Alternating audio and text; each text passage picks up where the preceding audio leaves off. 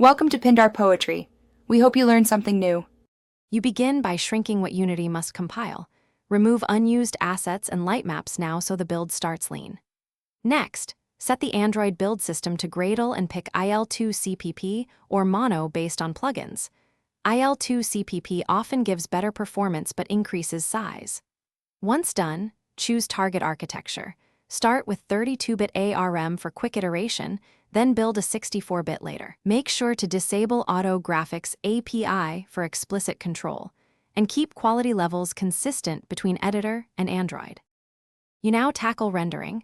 Reduce render scale to 0.5 or enable dynamic resolution so the GPU does less work on complex scenes.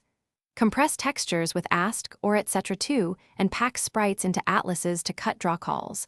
This reduces memory bandwidth and improves load times.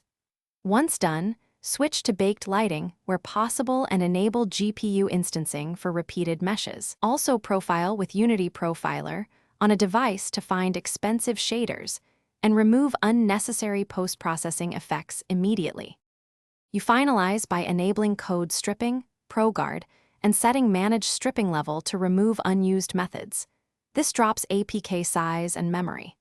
Build signed APK or AAB and test on several devices with different CPUs and RAM.